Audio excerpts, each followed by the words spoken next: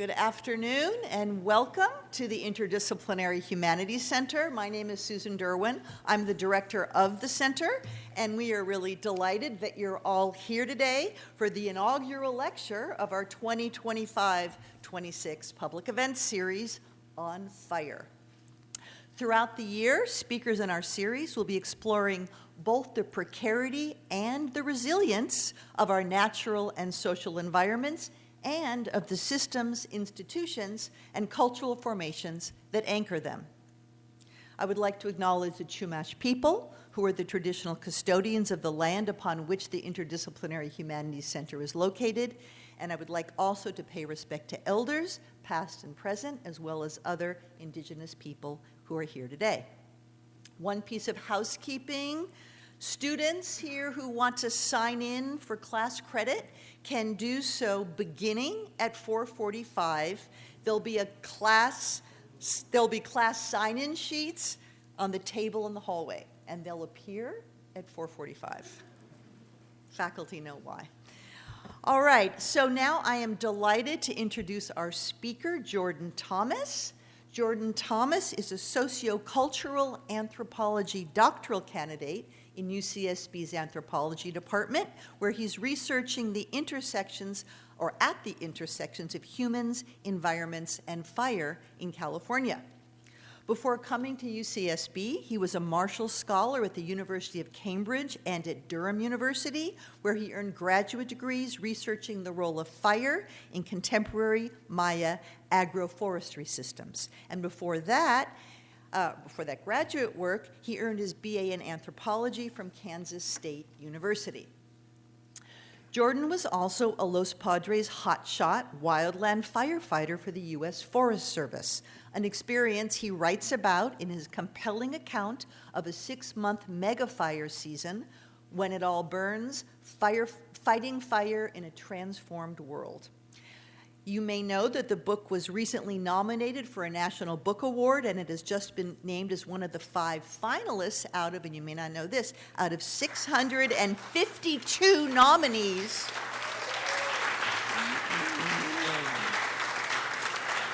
In the category of nonfiction alone. So this is quite an achievement, and fingers crossed, he'll go all the way. Jordan's work has also appeared in the Los Angeles Times, the New York Times, the New York Review of Books, and The Drift, among other publications, and he has published scholarly essays on topics including social and policy challenges in California fire management. So it is my pleasure and delight to welcome Jordan Thomas to present When It All Burns, the creation of California's wildfire crisis. Welcome, Jordan.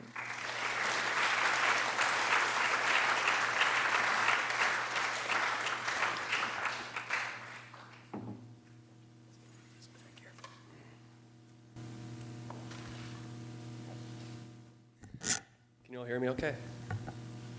Okay. I just want to say thanks for having me here, especially for Susan and Chris for facilitating this and the whole IHC program. It's really wonderful to be here.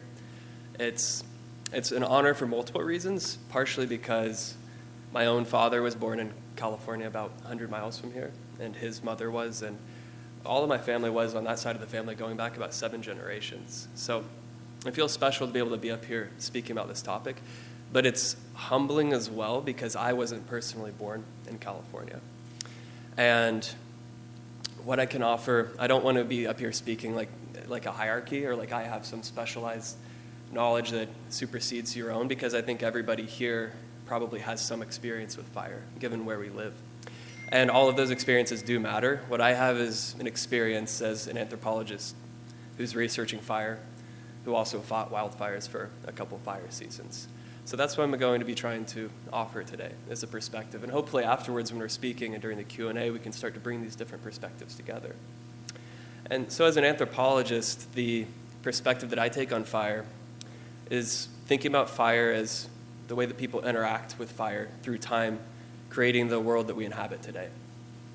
And there's different ways of excavating that. There's the surface conditions that we often see when you're thinking about fire and what it does, which is who did it, who lit it, who started the fire. That's where the conversation often starts.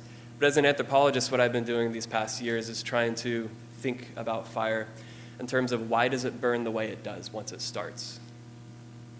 Why does it burn so violently for some people and in some places? And what can these fires tell us about society? So I think like many of us, I was pretty shaken this last January when the fires burned around Los Angeles. And the numbers around these fires bear restating. Around 200,000 people evacuated, around 16,000 homes and buildings destroyed, and 31 people directly killed by these fires. Now, I think one of the things with statistics, though, is that numbers often risk flattening other parts of the lived experiences that might not feel as legitimate as numbers, such as the sense of a loss of place that you can experience when maybe your own home doesn't burn, but your library's gone, or your bakery's gone, or your neighbors leave, or venture capitalists start investing in the land around you, or perhaps there's just unseen chemicals that there's been very little research done about, but the you intuit is and the covering things. So I just want to acknowledge that fire doesn't just alter landscapes, but can really alter people's visceral experiences with places. And so we all have this here in California, and I'm going to be thinking about that as I move through this. But so in this talk, one of the things that I want to think about is how structures of power become real and made visible through fire. Now, when fire season rolls around, these structures of power we can often see them in fractal parts. Incarcerated firefighters are often become a part of this conversation. They're often fighting wildfires for around $5 to $10 per day. And while the state says that they are not compelled to work, they really reveal the illusion and the politics of what choice means when you're facing the relative violence of the American carceral system.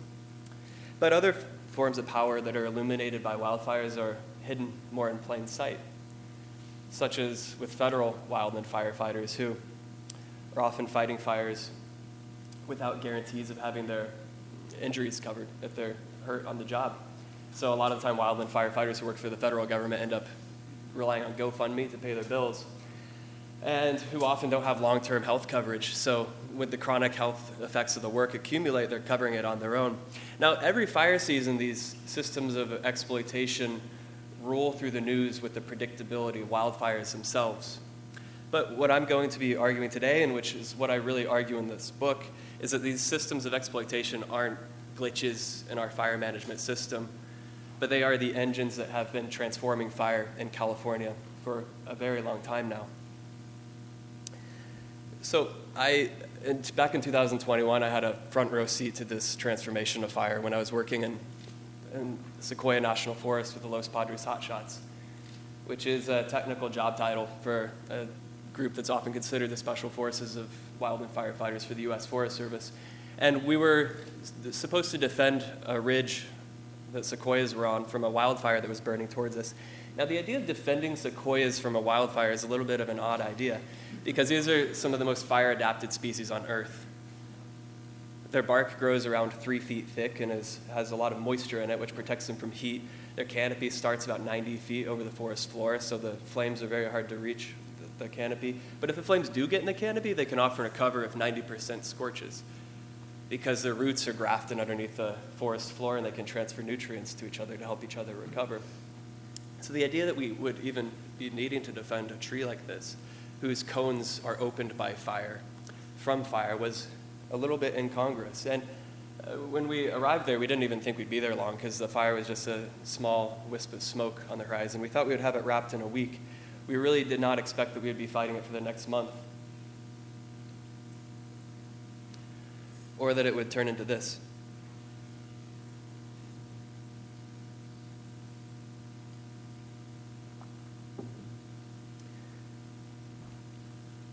So whenever we're talking about fire, I think it's good to start with the basic idea of what fire is, because otherwise you can risk reproducing tropes of the apocalypse or nature making humankind pay for our sins or things like this. Is this better? I think I'm a bit tall for this microphone. Is this better? Okay. Any other adjustments? Anytime, call out. As long as you're not calling me names. You can do that too. So what is fire? I actually asked a wildland firefighter this once, which sounds like a stupid question, right? But we don't often stop to step back and think about what it is. And what the firefighter told me is that it's the exothermic chemical process of rapid oxidation. I think I got that right. I know there's hard scientists in this room, but that doesn't mean much to me because I'm an anthropologist. So the way that anthropologists often think about fire is a system of relationships. And sure, relationships within landscapes and the atmosphere and vegetation, but also relationships between people and their environments and how people shape the conditions in which fires burn. And one thing that has become clear in recent years is that something in the relationships between fire and our landscapes has shifted. So around 18% of California's largest fires have burned just since 2020. 11 of those have burned since 2016. 3 of those was while I was a hotshot back in 2021. And one of the things that the leaders on our crew told us was that this is not normal. When older people who were wildland firefighters started their career, they would often consider themselves lucky to encounter one fire like this in their entire career. And there were 3 that we fought back in 2021. But this isn't just a phenomenon that's local to California. It's part of a global trend. These new kinds of fire are burning in the Amazon, in Australia, Greece, Tunisia, and the Arctic. And one of the things that binds all of these places is that these are all places that have historically thrived with certain kinds of fire. But something has shifted. And something that I've been extremely curious about for a long time now is what has shifted on our planet. And when I moved here to California back in 2018, I was sort of coincidentally and unexpectedly found myself with a front row seat to these changes because I needed a job. So I signed up to fight wildfires with the U.S. Forest Service. And I knew very little at the time. The first thing that I expected was to be given a hose. The second thing I expected was to start fighting fires, but instead we started in the classroom. And in the classroom, we talked about what fire actually is. Again, which gets back to the relationships. For wildland firefighters, fire is comprised of 3 things: oxygen, heat, and fuel. If you want to put a fire out, you take one of these away, and the fire goes out. Now, the kind of firefighter I thought I was going to be was the kind that sprays water on fire, which takes away the heat. Instead, what wildland firefighters do is they take away the fuel to stop the spread of fire. And this is what it looks like. This is called cutting line. So you actually go around the edge of the fire and you remove fuel from its edge. A lot of the time nowadays, though, the fires are too large to get that close to. So the way that you remove fuel is actually by lighting fire from a distance and then letting that fire burn towards the wildfire, which removes the fuel from its edge. Now, how does this work? Well, the large fire that you're fighting, it's often consuming so much heat, like a massive inhale that's going constantly, that the fire you light, you see this road here, it actually gets pulled towards it, because if you all are the fire, and there's a road here, and I'm lighting a fire here to protect whatever's back there, and you all took a huge inhale, you would pull the fire island towards you. So then you have nowhere else to go. You'd be bumping up against the burned area. So it takes an enormous amount of skill. And I had the equally enormous privilege of working on this hotshot crew for 6 months, getting often helicoptered into intense sections of very large fires, sleeping on the edge of those fires for about 2 weeks, and working throughout the days to try to contain them. And so we did this through the fire season, which landed us here in the sequoias with a wildfire burning towards us. And this question that I had in Sequoia National Forest really stemmed from the fact that the year before, 10% of the world's sequoia population had burned in this very same area. And there was very little understood about what the risk was now. And this question that I have is, if the world's most fire-evolved species is being driven towards extinction by the same ecological force it once depended upon for its survival, what does this mean about the rest of life on Earth and the balance weaving things together? What does this mean for us?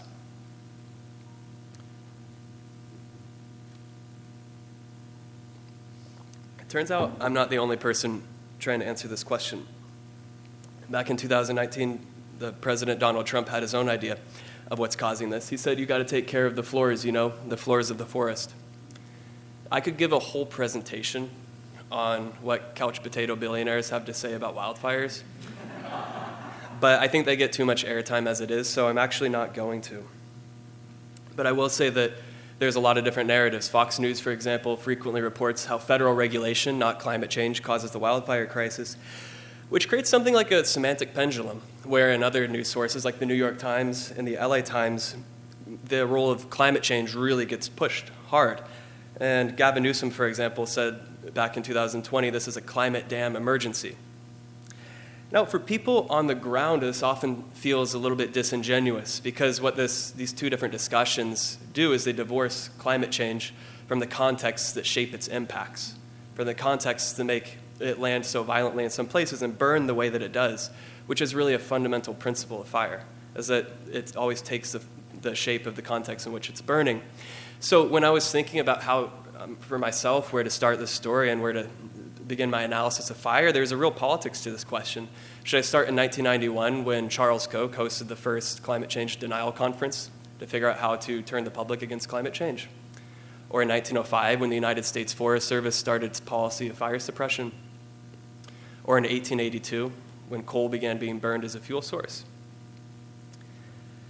Well, I actually decided that I don't have to make this decision because there was another anthropologist who had begun researching fire in California just about a century before at Berkeley. And so I started reading his work. His name was Omer Stewart. And what was fascinating me about Omer's work is he wasn't interested in how fires got so out of control, but where they had all gone. And the premise of his work was based on the idea that many of California's ecosystems are called pyrophilic, which means fire-loving. And according to James Agee, a fire ecologist, California has always been a fire environment unmatched in North America. So if we were going to go outside and look into the foothills, we'd see a lot of this. A lot of the green is this plant called chamise, which is on one end of the spectrum of how California has evolved to burn. Chamise is an incredibly flammable plant with branches that have flammable waxes and resins in them, which combust like this when they burn. And this is how chamise and other parts of these what's called chaparral ecosystems, this is actually what that fire is supposed to look like, because they have a seed bank underneath the ground where the seeds are triggered to germinate when they sense smoke. And so parts of California have evolved to combust with really high intensity.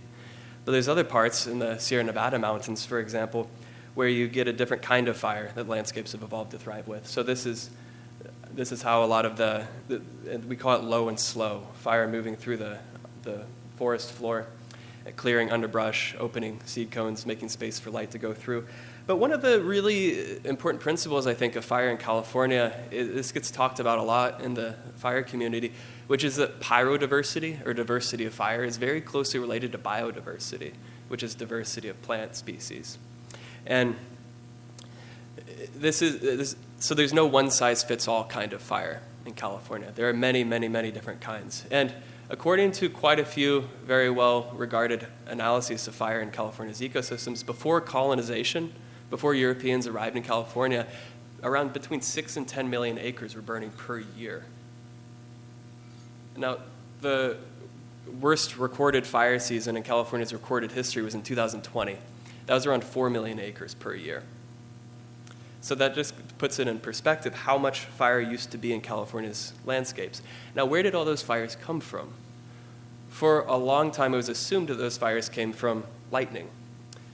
But really, there's not enough lightning strikes to account for that number of acreage. That's between 6 and 10 million acres per year. So when Omer Stewart was trying to figure this out at Berkeley, he went to his advisor, Alfred Kroeber, who had done research near the border of Oregon with the Yurok tribes, and he borrowed his field notes, and he saw a lot of people talking about fire and using fire in the landscapes. So Omer went up to do his research and clear his doctoral research in Lake County, where he began interviewing Pomo people about their memories and histories of fire. And what people told him is that not so long ago, they had intentionally set fire to all the fields and forests. Now, when he went back and started writing about this was not a very popular opinion because It went against widespread assumptions that, according to the historian Stephen Pine, indigenous people were incapable of greatly modifying the environment and would not have been much interested in doing so, even if they did have the capabilities. A historian from the early 20th century said an Indian took pride in not making a mark on the land, which sort of shows you the idea of how indigenous people related to landscapes at the time, which has a politics, because this idea that indigenous people didn't influence the environment allowed colonizers to view the environment as a sort of Eden that you could then take. And what Omer Stewart found as he started doing archival research and going through the records was that this wasn't just a story that was in California, but really could be found all across the United States. So in New England, for example, he found records that the English took, that they meet some 200 or 300 together, and everyone with a fire stick.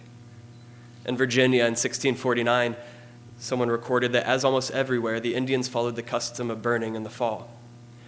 Across the Midwest, the story was much the same. In Michigan in 1835, somebody recorded flames tumbling like the breakers of the sea. George Catlin, the artist near Kansas City, recorded that the scenes at night were indescribably beautiful, with the fires creeping over the sides and tops of the bluffs, appearing to be sparkling in brilliant chains of liquid fire, hanging suspended in graceful festoons from the sky. Across the Rocky Mountains and the Great Basin into California, the story was very similar. For example, north of San Francisco, a group of people who called themselves explorers they noticed that people were using fire to prevent trees from encroaching on meadows, which confused the Europeans because trees are so valued for multiple reasons. But they were confused until they got lost in one of these woodlands, in one of these big forests, and they didn't find any trace of food for days. 2 of their pack mules died of hunger. They were starving until they came across a meadow that had been maintained through fire and found on one side little knots of deer and on another a large herd of elk. But before they reached any of these, they found a bear, and they shot the bear, and they feasted for several days, which really corroborates what ethnobotanists have found in recent years. Our very own Jan Tenbrook recorded that burning was, in California, a food production technique more efficient than agriculture in this ecological setting, which is not really how we often think of fire in our landscapes, right, is producing food. But this is because of the way it interacts with California's landscapes on multiple scales, such as creating habitat for game animals, encouraging plants, that many of which are edible. So this is giant rye, which is endemic to California and is present here in Santa Barbara County, which produces a protein-rich seed. But even in food systems where you wouldn't normally think, like the oceans, fire becomes important, because plants like this, which is soaproot, which thrive with fire, when prepared in a certain way, can be put in the water, which paralyzes fish and allows you to gather certain fish. Now, so there are hundreds of species of plants in California that are edible and useful and rely on fire. And so what Jen Tenbrook and her colleagues wrote was that true agriculture would have been not only unnecessary, but a step backward in terms of efficiency for indigenous people in California. So fire for indigenous people, according to this argument and this perspective, it's as important as, I guess, plows would be and other food production techniques would be in European agricultural settings. But again, you've probably noticed that I'm talking about this in terms of Western scientific categories and classifications like economy and food systems. From a lot of different indigenous perspectives, when people are writing and talking about fires, it's not necessarily categorized in these ways. But as a way in one of the frameworks is fire can be used as a way to tend relationships with the land. So as Robin Wall Kimmerer writes, land is everything: identity, the connection to our ancestors, the home of our non-human kinfolk, our pharmacy, our library, the source of all that sustains us. Our lands are where our responsibility to the world is enacted. That idea of responsibility is very important, because she says that we're told that's why the Creator gave people the fire stick, to bring good things to the land. And you can use fire in a lot of different ways to different effects. She describes fire like a paintbrush for the landscapes. You touch it here in a small dab, and you've made a green meadow for elk. Draw the fire brush along the creek, and it becomes a thick stand of yellow willows. A wash over a grassy field turns it blue with camas. To make blueberries, let the paint dry for a few years and repeat. In the words of Frank Lake, who's a Karuk fire practitioner up in Klamath National Forest, he says that if you see fire as medicine, as a good thing for the landscape, and for your family health, you could consistently prescribe it at the right intensity. But too much fire, too much medicine, I should say, and you have a drug, and not enough, and you can become sick, which is a useful framework for thinking about fire in California. So Omer Stewart, that anthropologist from Berkeley, by the time he finished his PhD, he thought he had it. He thought he was ready to shatter this illusion that indigenous people hadn't touched the landscapes and that European colonizers had been therefore entitled to the land that they considered themselves to be improving. So in 1952, he was really excited to get in touch with Alfred Knopf, who was a famous publisher, who actually requested the manuscript. But just a couple weeks after he sent it, he got a scathing rejection. He wrote that your manuscript as it stands is in perfectly impossible shape, and I am afraid that we can't see in it even the making of a book. But he didn't give up. He, a couple years later, sent it to an anthropological press, also rejected. A decade later, sent it to a press in Florida. They lost the manuscript, and 10 years later sent it back to Omer Stewart, who had lost any interest in publishing it. In 1991, he sent it to, this is the year of his death. He'd been working on this for half a century. He sent it to an Oklahoma press. They said it was too outdated. And the world had moved on, and little had changed. Fire science had progressed, but it had progressed with a framework of fire as an enemy. So we could measure fuels and the fire behavior and the spread of fire. But again, this was all trying to understand the enemy so it could be vanquished. So really little had changed since 1959 when Omer was writing, when the California Division of Forestry said that it would be difficult to find a reason why the Indians should care one way or another if the forest burned. It's quite something else again to contend that the Indians used fire systematically to improve the forest. Improve for what purpose? Not so much had changed since 1910 when the ranger of Klamath National Forest asked the government to send missionaries, or recommended the missionaries be sent to the region to educate indigenous people in the area about Western theories of fire. Somebody from the Yurok tribe wrote a letter back in reply, and he said, "You're going to regret this." Nobody listened. So back in Sequoia National Forest, over a century after all of this occurred, we moved several miles ahead of the spread of the fire and started working up a ridge to try to create a dirt band around it so we could light fires alongside and try to wrap it. And there was a sense of unease among some people on my crew that nobody could quite explain. But when you're working in spaces like this, you find this in a variety of disciplines and careers. You learn to really trust these gut reactions because a lot of the time, from experience, your body's learned to sense things that you haven't learned to rationalize. Irrationality can't keep up with it. And I was feeling a sense of unease too because there's this gap in my understanding of where all of these fires had gone and what had transformed these fires into this new kind of fire that were threatening the existence of the sequoias. So later on, I had the privilege of being able to research this for my doctoral work and really dig into it. And a lot of the record is actually here in Santa Barbara in our mission archives, which records the Spanish correspondence from their first arrival in California. And the very first overland expedition that the Spanish undertook in California in 1769 is called the Sacred Expedition. It really corroborates a lot of what the other evidence has for indigenous fire use. There's, for example, a friar recording that they had to stop at midday because they didn't have enough grass for the livestock or for the horses to eat because everything had been burned.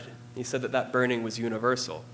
But what these records also do, what they also provide, is a window into how the Spanish were interpreting fire in the landscapes and interpreting indigenous people's fire use. And what you see is a lot of condescension and a lot of anger and this idea of destruction, so people were complaining to the governor, who in 1794 issued the very first fire regulation of the American West, which was in the form of criminalizing indigenous fire use, right here in Santa Barbara at the Presidio.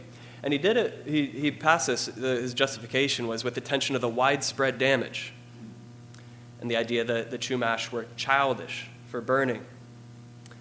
And he asked his soldiers to uproot this very harmful practice using the most severe punishment necessary. A couple years later, in a missions questionnaire from 1798, if there was any question about what using the most severe punishment necessary entailed, he confirmed that the fathers have shackles, chains, stocks, and lockups to punish transgressions against the common good, like firing pastors. Now, I just think that this is really important to emphasize because we don't often think of the origins of the fire crisis or the origins of fire suppression being through shackles and locks and these sorts of things because fire is not associated with people using it in landscapes. But once you make that connection, these real components of power and social dynamics and colonialism, they become real when we're trying to understand where these new kinds of fires came from. So by the early 1800s, fire had been all but removed from southern coastal California through the criminalization of indigenous burn practices, which on its own is, I think, illuminating for the history of California. But why did the Spanish not like fire? Why did this elicit this reaction from them? Were they making a mistake? Was this some historical anomaly, some sort of quirk? Well, this perspective makes a lot more sense if we step back and try to understand what was happening around the world at the same time. And what you can find is that something really extraordinary was occurring globally. If you were to compress the 3 centuries from 1900 from 1600 to 1900 into a time lapse, it would look like a geological event of extinguishing fires around the Earth, like an asteroid hit Earth, but the asteroid was a water balloon. And so around 40%, approximately 40% of the world's terrestrial areas are either fire adapted or fire evolved. You could argue more, but we'll settle with 40%. People live in these areas, and people use landscapes. So people's social systems are very closely tied and have historically been very closely tied to fire for a very long time. And if you can really track the loss of fire in ecosystems by the spread of European colonies around the world, which also carried this wave of criminalization of indigenous burn practices. So the Dutch, for example, when they arrived in South Africa in the 1600s, they criminalized indigenous burn practices and advocated for executing people for burning landscapes. The British in India complained that the wild tribes were devastating the forests, leaving a heap of ashes and irreversible ruin in their wake. The French complained about the fires started by the natives, which they called the plague of Indochinese forests.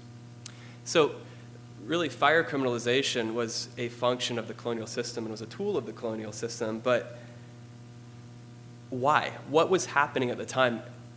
In the social sciences, if something similar is happening all around the world by different people speaking different languages in different colonies with no apparent coordination, we don't really think conspiracy. You start wondering what's changing in the structures of society that's incentivizing this to be occurring. And so if we want to understand what was happening in the colonies, you can turn your gaze towards the center and the core of the colonial powers. And what you find is that something very similar was occurring. So in Ireland, for example, in 1743, after Cromwell invaded, the English passed the Act to prevent the pernicious practice of burning land. And you can find this really all over northwestern Europe at the time. But one of the stories that really drew me was Carl Linnaeus, who in 1749, which by coincidence is the year that Junipero Serra arrived in Mexico, who ended up colonizing much of California. Carl Linnaeus, so he's the one who, for example, we all owe him our name, Homo sapiens. He really started classifying things meticulously. And one of the things that the Swedish king commissioned him to document was agricultural practices across Sweden because he wanted to figure out a way to make them more commercially productive. But I mean, he really documented everything, including things that he wasn't asked to document, like people's burn practices, which he described as diverse as the flowers across Sweden, the types of fires. So he began interviewing people and wrote that fire had allowed farmers to get an abundance of grain from otherwise quite worthless land. And he warned the government that if they were to strengthen their enforcement of fire bans, the inhabitants would want for bread and be left with an empty stomach. Well, when he submitted this to his patron, Baron Harleman, who was a wealthy architect in Sweden at the time, he was furious. Because not only had Linnaeus not condemned burning by small farmers, a practice which he described as so pernicious for the country, observe that word again, pernicious, but he had justified and sanctioned fire use, which was illegal. So Baron Harleman actually threatened to withhold all further funding for Carl Linnaeus unless he removed any favorable portrayals of fire from his reports.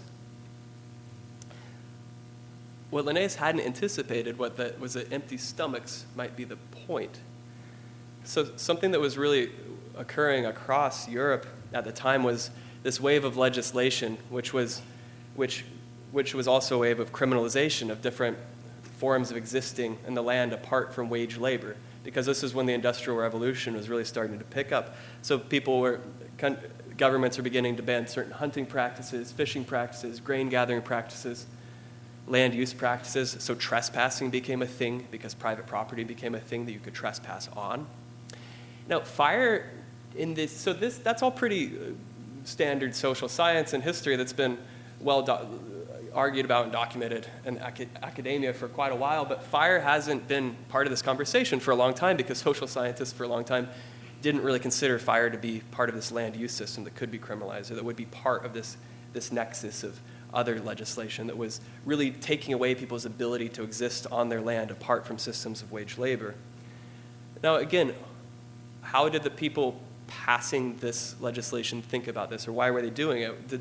It's not necessarily that people were sitting around a table saying, how can we get people off their land to work in our factories? But Elizabeth Pavanelli, the anthropologist, what she's observed is that colonists encounter forms of life, including land, that are not organized on the basis of market values, as irrelevant, as irrational, and even as security risks. Now, I find that to be a really useful way of thinking about how governing officials viewed fire and indigenous people's fire use and fire use across Europe as well as irrelevant, irrational, and even security risks. So dangerous, pernicious, childish.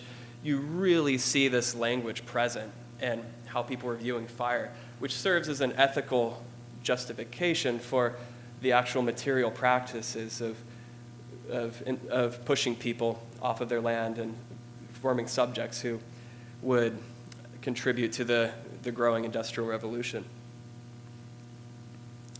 So why does this matter? That's all very interesting, right? But one of the things I love about the IHC is that we always have to come back to really why does this matter?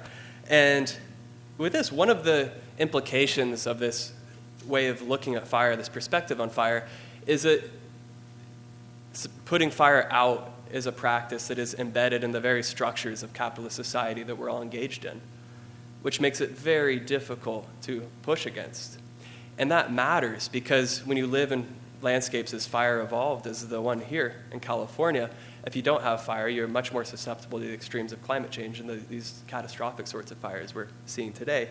So, but again, if fire was embedded in the structures of capitalist society, you'd expect to see this trend sort of moving through time as well between regimes. And that is what you do see in California after Mexico took California from the Spanish, and then in 1850, the United States took California from Mexico. And what you see happen at this time was the language of fire suppression shifting from criminalization to extermination. So at the time in 1850, the Spanish had effectively removed, by criminalizing indigenous people's fire use, fire from much of southern California and much of the coasts.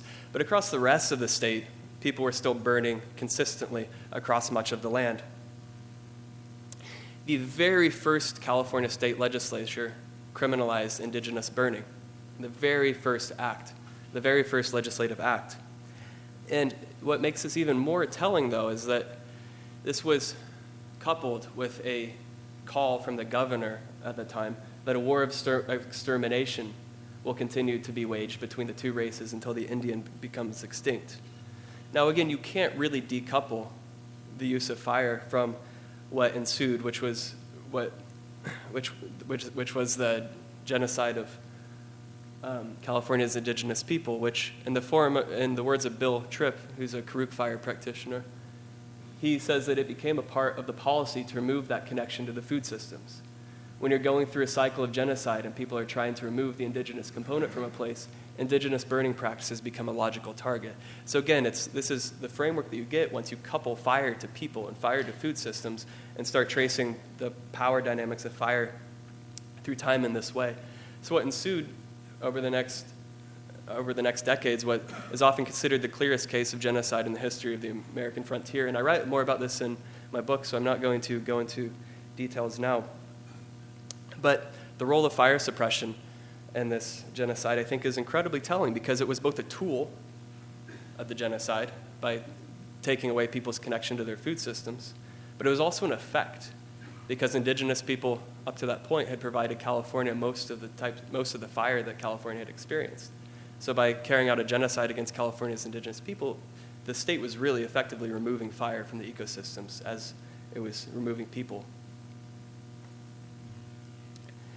Now, this is where the history of fire suppression often starts, 1905, with the foundation of the United States Forest Service. You see this in the media every single year when wildfires start, talking about how a century of misguided forest policy has laid the foundation for these fires. What this narrative does is it erases and obscures this whole human history and colonial history and genocidal history that is very uncomfortable for a lot of people in society living in California to think about and talk about. But it is incredibly important if we want to envision the sorts of solutions we can equitably implement and sustainably implement. What the Forest Service did when they were founded, they didn't invent the practice of fire suppression, but they institutionalized the form of exclusions of fire from landscapes and indigenous people from landscapes, and they put the weight of the federal government behind it. But they didn't exclude everybody. By the 1920s, which was the third chief of the U.S. Forest Service, the agency had been effectively captured by the logging industry, and they really included the logging barons at the time into land management. So across California, a lot of the forests began to look like this, and across the American West. And then they looked like this after the logging industry would plant new trees. So across a lot of California, if you're walking through a forest, you can read the history of that forest as much by market systems as you can by ecological systems, by looking at what tree was fetching the highest price at the mills at the time that whatever logging corporation was operating there was clear-cutting the trees.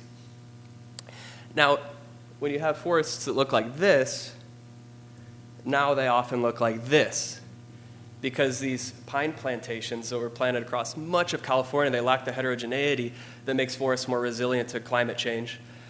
It makes them more exposed to the effects of climate change, such as deeper droughts, higher heat waves, more extreme pests like bark beetles. So really susceptible to massive amounts of die-off, which then when you layer on climate change on top of that, and you get forests that look like that, you get fires that look like that. So my point here is that it's extremely difficult to decouple climate change from these foundations that shape its impact, especially when you're talking about fire in California. So if you're trying, again, just to recap a little bit before we move on, there's some really important principles here, which is that California's landscapes have historically relied on fires lit by indigenous people. Fire suppression served as both a tool and an effect of colonialism and genocide in the state. This created space for industrial exploitation of the land.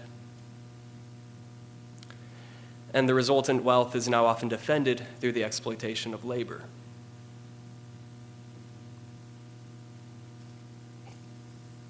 Now, to put this another way, the criminalization of fire created the conditions for capital to grow in the state. Now it's suppressed to defend that capital. And people's bodies on the fire line often are treated as disposable subsidies for the wealthiest beneficiaries of that capital growth. Which sounds, again, abstract, but as a federal firefighter, once you're on the fire line, you start seeing that, and the signs are everywhere. For example, when we were in Sequoia National Forest, somebody tripped into an ash pit, and she lost the skin of her arms up to her elbows. And one day after we left the fire line, a couple of minutes after, a branch fell and broke someone's back. And at the end of both of those days, we were advised or asked to contribute to their GoFundMe accounts. Now, how can we understand this? One way of understanding this is thinking of hotshots as being saddled with the work expectations and low compensation of a bygone geological era in which fires started later, rains came earlier, and record heat waves were centennial events, not annual events. But this isn't always an accident. For example, it's frequently the same people opposing expanding compensation for people like federal firefighters as it is propping up the fossil fuel industry and preventing action on climate change. So this is a congressman in California right now named Tom McClintock, who in 2021 was fighting legislation to expand the health benefits of federal firefighters based on the premise that wildfire firefighting, he doesn't even say it right, is hot, miserable work, but it's not skilled labor. Now, this really matters because half of the land west of the Mississippi is federal. This means that federal firefighters are charged with half of it. And the result is that about half of California is also federal. That means that about half of it's vulnerable to this new kind of fire. And often, at the federal level, the people who are quickest to point their fingers at California for lack of forest management are simultaneously the ones blocking funds for doing the sorts of forest management, which involves investing in people to do that work across the state. Because the state actually has very little power over what's done on federal land. That's federal investment. So the result is that we're on this ridge with the sequoias with only one other crew, with this massive wildfire burning towards us, with about 10% of the world's sequoia population having been killed the year before, and we were supposed to save the rest. So after 7 days of preparing the fuel break, the fire was getting close. We had been working up a ridge through the brush, trying to create a space that we could light fire along to create about a mile buffer between the fuel break and the large wildfire. And that evening when we were supposed to burn, we were waiting on the ridge as a crew, waiting for the conditions to be okay to burn, which meant the humidity had to be right, the temperature had to drop. And we were getting updates from one of our crew members who was up on a boulder with a radio reporting back to us what the wildfire was doing. And what it was doing is it was throwing what's called spot fires ahead of itself, which is like launching embers ahead, which then catch and grow and pull the rest of the fire forward. And one of those embers had started burning at the bottom of the slope where we were at. So if it rushed up the slope, it could cross our line and then either trap us or at least the whole mission would be compromised. So we really hurried down the ridge towards that fire into what's called the green, which is really where no wildland firefighter wants to be because the green hasn't burned yet, and that means it can burn. So it's incredibly dangerous. But we found the spot fire, and we contained it. We cut around it. It was about the size of a football field. And then we were resting for a moment. And as we were resting, I realized that the place looked somewhat familiar. It was a perfect meadow. It was beautiful. And I realized that I had camped there just about a year before, and I remembered sitting there at sunset with my dog and watching this mist flowing down the watershed at sunset and all of these different shapes and just being completely entranced by the beauty of it. And I became so caught in this memory. That I almost mistook the smoke coming from the forest to be that mist. And until I took my earplugs out and heard a sound. It sounded like a waterfall or a jet engine. It was the sort of sound that you could feel, the vibration of it. And I realized that it was a wildfire, and it was that close to us, and it was that powerful, that it was shaking the forest in that way and really pulling the air in the forest towards it. So our leader told us we have to get out of there. So we ran back up to the ridge, and we had to call off the burn operation. And we all hurried back to our vehicles to escape because the fire was out of control. And I felt like we were throwing away the past week of work, but even more than that, I felt like we were throwing away something else in the world, because as I was walking down the ridge, I saw one fire. It was like a candle flame above the rest. And it might have been my imagination, but I couldn't shake the sense that only a sequoia tree could carry a flame so high.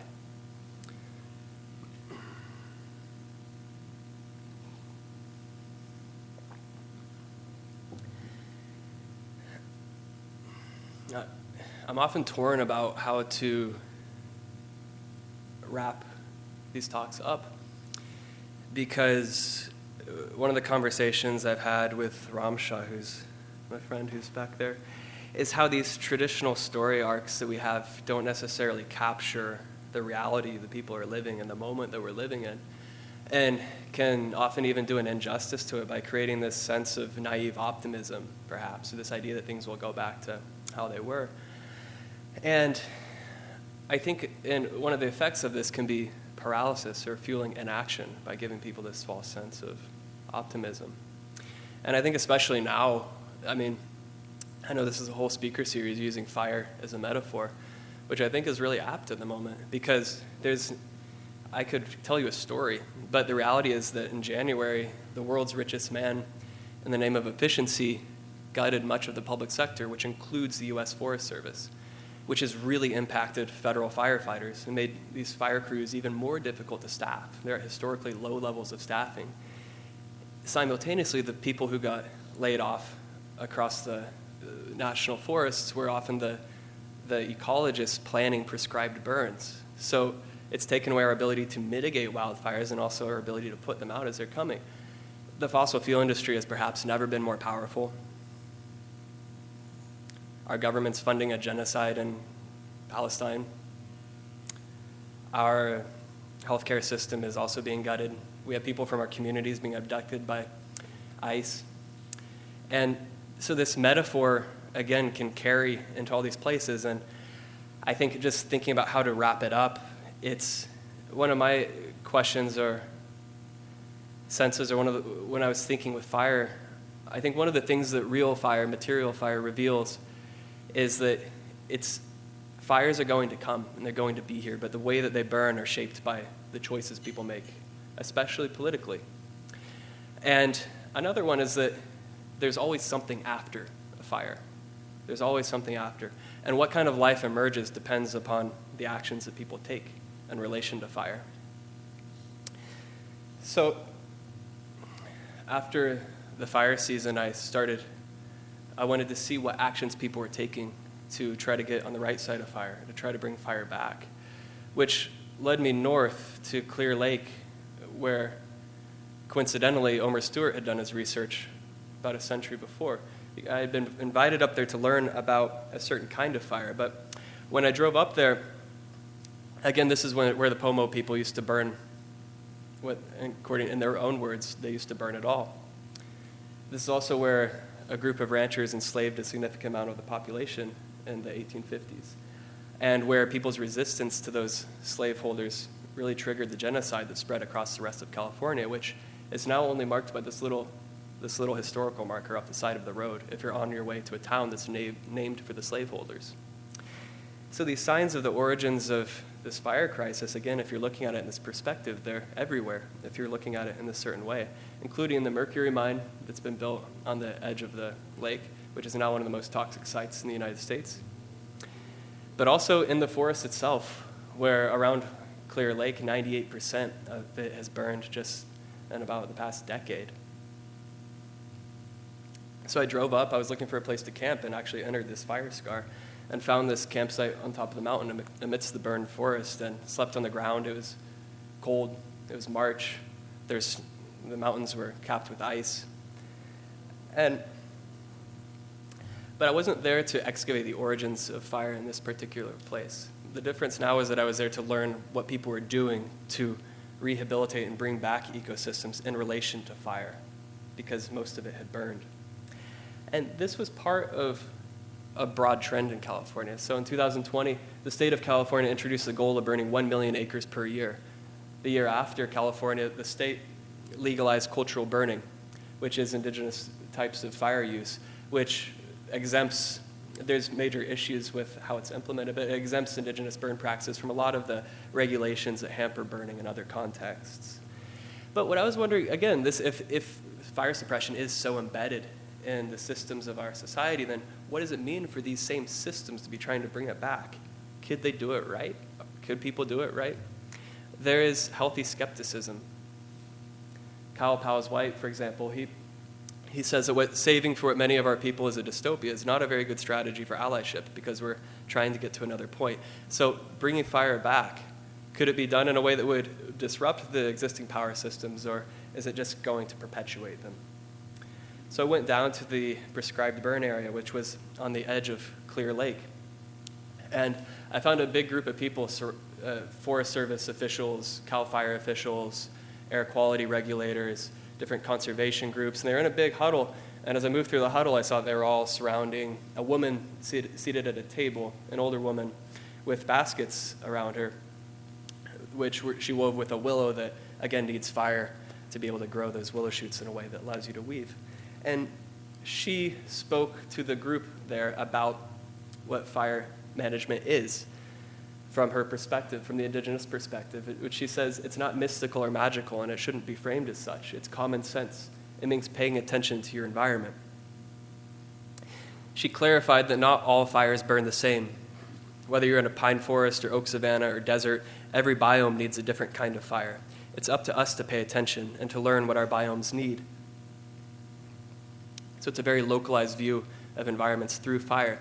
And the area around us was a case in point. We were standing in a burn scar on the edge of another burn scar. One had burned in a way that was healthy. One had burned in a way that wasn't. The one that was healthy was this one, which facilitates tule reeds, which is an incredibly important plant for people in the area, but which has really suffered from fire suppression through the past 100 years or so.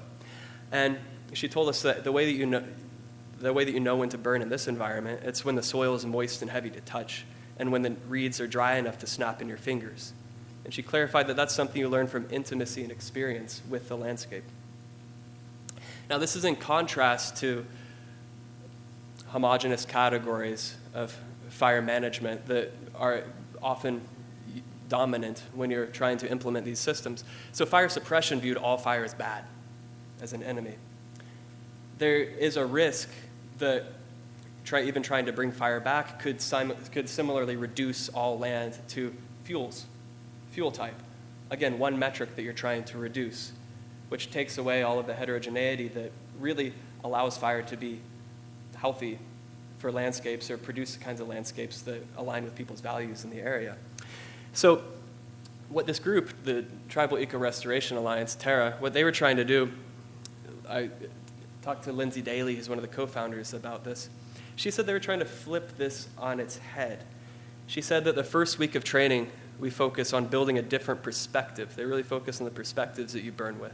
We help people to learn how to see the land through the lens of biodiversity, habitat, carbon, and cultural values. She said you should be able to look at a mountain and read the history of fire in that place. Can you read what fire suppression has done there? The arc of history is so clearly written in the land. We're trying to build a lens that allows people to see it. Build a lens that allows you to see the land through fire. So fires emerge from relationships, back to this idea. These relationships are ecological, but they're also with people. And it's very difficult to bring fire back to an ecosystem without relationships between the people involved in that. Those relationships have historically been very fractured. Relationships between Forest Service officials, state officials, tribal communities, conservation groups. So part of the process of bringing people together in this space is creating discussions around what people need from the environment, what they want from the environment, and how they can bring fire back. And when I asked Lindsay about what hope meant for her in the context of burning, she said that she didn't have hope that this would solve the climate crisis or that it would prevent mass extinction or widespread violence and humanitarian suffering. But she did say that she believed it would help people build deeper connections with each other and with their land. And she said that this work gives me hope, that we can center our community around an ethic of care for the land, and that we can work together to heal our relationships with each other and with the places we call home. So I'll just end this with the way that I end my book, which is the way that the woman at Clear Lake ended her talk to us, which she concluded with a story. During the megafire, she had fled. She had been unable to reach her family for 9 days. Staring out the window of a friend's apartment, she had gazed towards a wall of flame descending on her home. Her friend, concerned for her, had asked her how she was feeling. I looked at my friend and I told her I'm feeling hopeful. She hadn't been watching the flames, but the smoke, and she had seen the smoke turn white when it reached the grasses of an oak savanna she knew well.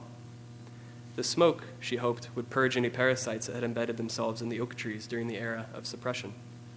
Finally, she would be able to harvest acorns in that forest, just as her own parents and grandparents had done not so long ago. I'm grateful, Sarah told us. I'm grateful that this great destructive force of culture, which has been moving in the wrong direction for so long, is beginning to change its course. We're finally moving in a promising direction. Thank you.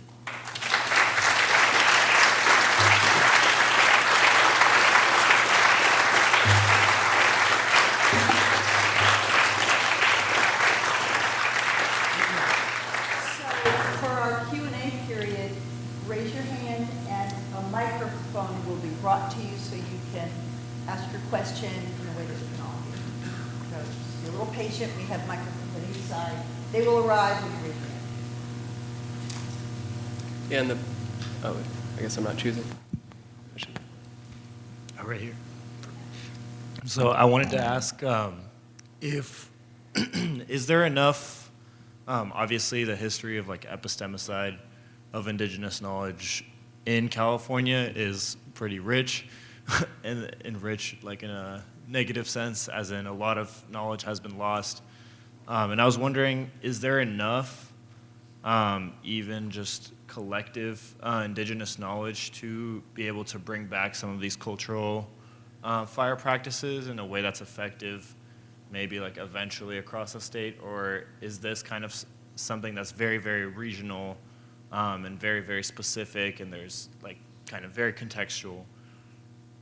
Does my question make sense? I understand. Yeah. That's a good question. Thanks. And frankly, I'm not the right person to be answering that, just from my own position and not being an indigenous person. But I can speak to a bit about what people have spoken about on prescribed burns that I've been to, which is that I don't know if it's the right way to think about fire as trying to return the land to some prior state or try to find something in the past, because conditions are changing. So a lot of the way people discuss bringing fire back, a lot of the time it's a form of relating to the landscapes and relating to the community and thinking about what you're trying to do with fire and that particular ecosystem and why, and who's benefiting from that and what's benefiting from that. And I can't say there is an enormous amount of indigenous fire history still alive in this state, including here in Santa Barbara County, which is where really the criminalization of fire began. So I hope that answers your question. Thank you.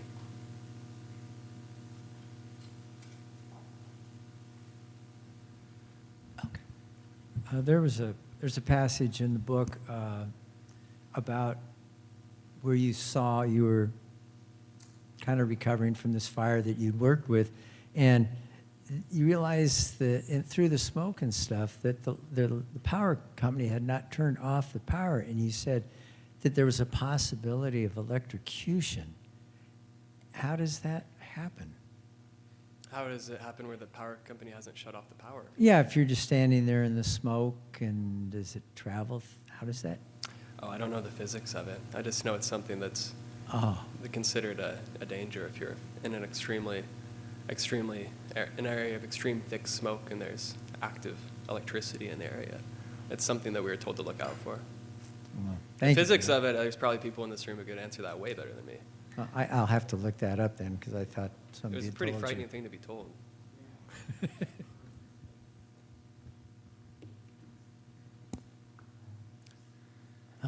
Hi, Jordan, over here. Thank you very much. That was an awesome talk. Kind of just on the topic of Indigenous knowledge and approach as like global trends of climate change and climate disasters. are occurring.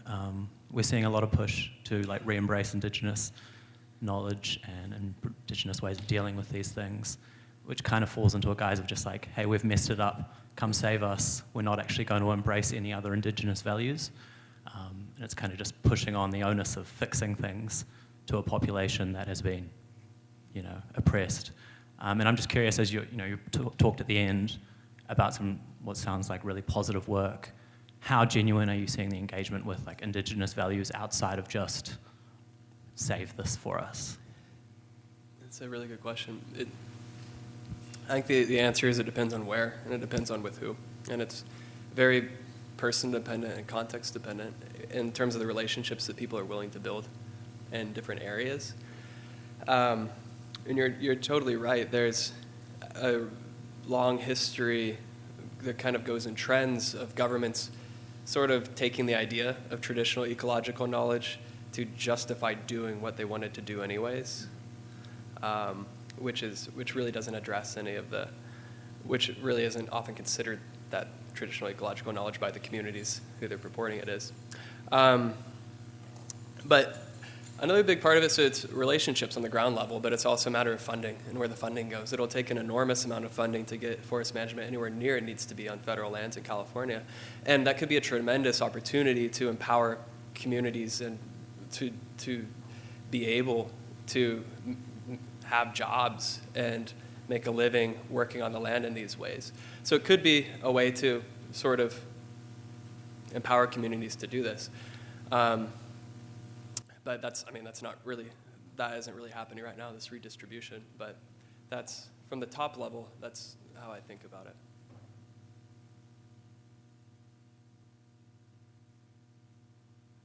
I was struck by some sort of incongruity when you talked about how some of the Spanish or mission officials were going to imprison people for lighting fires on the land. And that's what we do now, right? And so I'm not criticizing them or the way we do things now, but it seems like we've lost our cultural ability to see the benefits of fire and how it could possibly relate to us. Is that something you're trying to point out? I'm trying to lost the ability to view fire as a positive thing. I think that's a really good perspective. And I think it's something that has shifted in terms of public perception in California in recent years. There's arson, sure, and that's never good. But there's also prescribed burns and controlled burns that are intentional. And I think the intention matters a lot. And that is legal, and it's really been growing in California for much of the past decade, which is only really, I think, has enabled, but has also facilitated this shift in public perception. Well, in Santa Barbara County, while we've done some prescribed burns, some people have done those burns in this room with in recent years, nobody's submitting complaints when there's smoke in the air because people know there's a burn happening, see it happening, and for the most part seem to understand that there's benefits to certain kinds of fire. So it's a big deal that that's in Santa Barbara County because Southern California has a reputation for being very fire phobic, as opposed to Northern California, where there is there's a more unbroken history of burning up north. Thanks for that question. Hey, Jordan. Hi, Rose. Thank you so much for this wonderful talk, and great to see a fellow anthropology grad student up here doing amazing work. And I guess I've spoken with you about my kind of work in Brazil and my family out there and stuff, and there's been a lot of fires that have been increasingly going out of control, and in the place where I'm at, there's a community level kind of work to control these fires that usually start from farmers doing controlled burns, but because of change of climate change, they're now going from the fields into the forests, and the ways people are fighting it in the past with like rubber things to stamp out the fire don't work in the same way in the forest. And even the stories of like nearby nonprofit organizations talk about like a story of a hummingbird fighting the fire and the part that we can all do to stamp out the fire. And so your story is very like global, but also centered in California. And so I guess one of the questions I have is, how do you bring this conversation into other places? And I really appreciated the map of like different types of fires around the world. And so yeah, bring that conversation that is a really kind of like fire terrifies, it burns down homes, it does all these things. And they said it's coming from poor farmers that are, you know, all these things that historically probably go back to anti-indigenous rhetoric. And so how do you have that conversation? And also you talk about these authors that had talked about fire. Thankfully you don't have to wait 50 years to publish your book. But are you hopeful, like, moving forward? Or how do you feel? You have the book published, but like, yeah, how do you feel about the state? I just think that's a really interesting perspective to look at it with through the Brazilian framework as well, which I know we've talked a decent amount about this, the two of us, but I mean, there's a lot of different kinds of fire in Brazil as well, and as Jeff there has written about too, is they're very extremely politicized, and there's and so I imagine that if you're following fires there, and some people have done this, it starts to reveal all of these different power dynamics as well. Through this one thing, fire, but then you realize it's not all this one thing. It's a tool that ranchers use to clear forests, to raise the property values. It's also a tool that people use to facilitate different kinds of plants, to clean.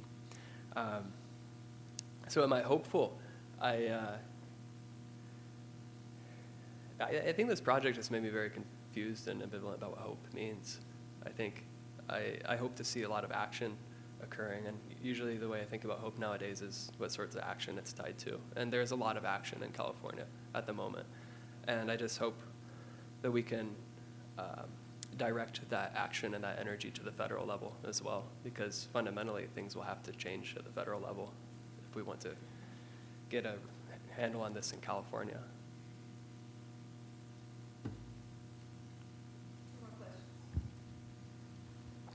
Great talk. Thank you so much for that. I'm an ecologist here at UCSB, and I've been thinking a lot about forest health and resilience lately. And, you know, they've been shown that burning and thinning can help increase the resilience of forests to wildfires and such, and you've talked a lot about this in your talk. And you punctuated on this idea of hope. And when you thin the forest, you actually produce a lot of product, right? And why do you think that potentially that product removed from the forest could potentially generate revenue that could then potentially feed back into mitigation?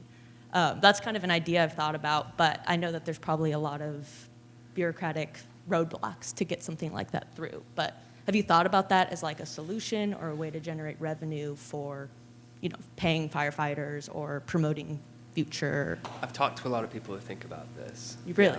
Yeah. And you're steering me into a very contentious area. There's bureaucratic roadblocks. There's also a lot of other roadblocks as well around that.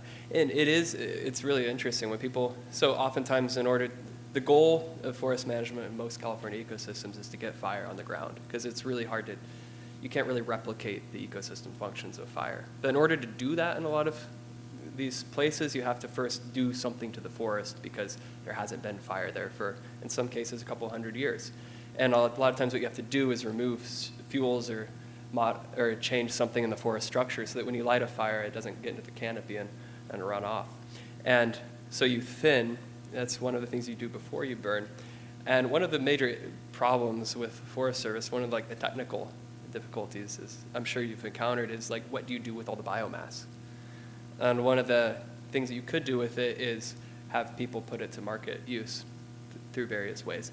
Now, the people who really don't like this idea is they think it creates a perverse incentive to do forms of thinning that aren't necessarily beneficial for the ecosystem, or to cut larger trees, or that the incentive structures embedded in the market system could skew the actual work being done. So there's sort of multiple camps here. Ones who want to have it be entirely publicly funded in order to prevent these overlapping incentive structures or these perverse incentives, versus others who want to try to do that so that theoretically it could increase the scale and the pace. But so to the extent I've thought about it, I've realized that there's a conflict around it. But I'm pleading the fifth on where I stand. Congratulations on your book getting the recognition that it so richly deserves. Book Award nominee, that's great. My question has to do with the hotshots. And while we're slowly beginning to embrace traditional practices for burning, you painted a rather dire picture of things that are happening at the top level of our government now, going in the exact opposite direction and cutting funding for the National Forest Service, which pays for the hotshots. If they, and it's a tough gig, where it sounds the headlines that you showed are gaining traction, and I don't know if we're going to improve the treatment of these amazing individuals. And your book is a real page turner as we follow your exploits. What happens if we lose them? They're such an important tool for controlling fire in the way that we have currently. What happens if that's taken away from us? That's a good question. And I honestly don't know. The hotshots who've spoken about this, I mean, I think you can expect fires to be much more difficult to control in the segments where you do need to control them, which is when they're approaching communities or when there's extreme values at risk. I think one of the things that I realized being in a hotshot crew is how much you are relying on the skills and experience of the people who are leading it. So these are people whose lives depend upon their abilities to read environmental conditions that the best science has a hard time keeping track of. But it's not really how we often envision or think about technology, because it's sweaty, dirty people working outside. So they're not really valued or invested in the same way as these hypothetical technological fixes that, and I think that, so when you start losing people with these skills and expertise because they could go work for the state, make a lot more money, or work for municipal firefighting groups, make a lot more money, then you start, it's a lot more dangerous as a job. Everybody's in more danger out there on the fire line when you don't have a structure that is retaining that expertise. So my fear would be that you'll start having more injuries and accidents at a time when it's more difficult to compensate those. And that really becomes embedded in the system of inequality and who's drawn to this job if that starts occurring. So that's what I would fear would happen. But we're really in territory where it's a lot of guesswork.